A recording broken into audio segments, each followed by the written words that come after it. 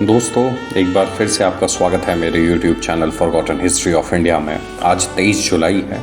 आज इस भारत के महान क्रांतिकारी चंद्रशेखर आज़ाद का जन्म दिवस है। तो दोस्तों, आज उन्हीं से जुड़े हुए कुछ एक दो किस्से मैं आपके आगे लाने का प्रयास करूँगा। चंद्रशेखर आज़ाद के एक मित्र थे जिनका नाम था मास्टर रुद्र नारायण सक्सेना।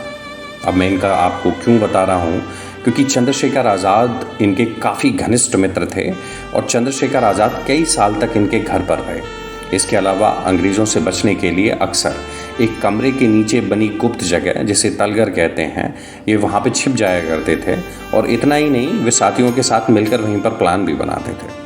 रुद्र नारायण क्रांतिकारी होने के साथ साथ एक अच्छे पेंटर भी थे और एक हाथ में बंदूक और दूसरे हाथ में मूछें पकड़े चंद्रशेखर आज़ाद का फेमस पोर्ट्रेट भी रुद्र नारायण जो थे उन्होंने ही बनाया था।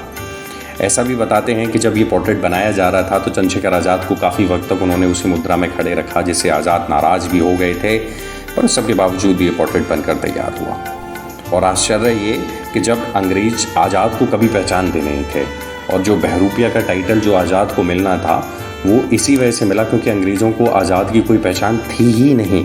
और जब इस तस्वीर के बारे में अंग्रेज़ों को पता चला तो अंग्रेज़ों ने रुद्र नारायण को मुंह मांगी कीमत देने के लिए बोला कि आप बस पैसे ले लीजिए और हमें उनका फ़ोटो दे दीजिए। हालांकि वो फ़ोटो उन्हें कभी अंग्रेज़ों को हालांकि बाद में मिल गया था, बट तब तक नहीं मिला।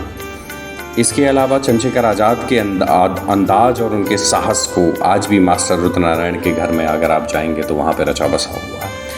इसके अलावा उनकी मदर भी थी जो चंद्रशेखर आज़ाद की मृत्यु के बाद भी जीवित रहीं और देश की आज़ादी के बाद भी कुछ वक्त तक वो जीवित रहीं।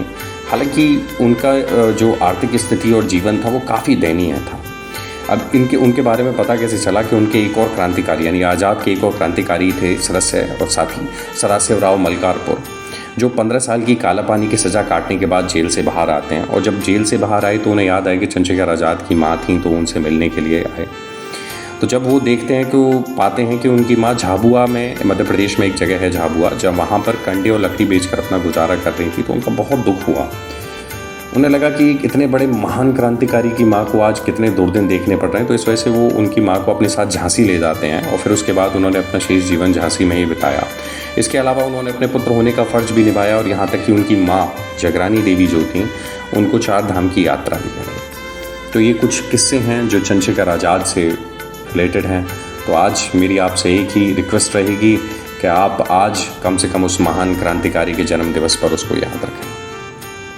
धन्यवाद। अगर ये वीडियो आपको पसंद आया हो तो प्लीज़ इस चैनल को लाइक करें, सब्सक्राइब करें, इस वीडियो को लाइक करें। जय हिंद, जय भारत।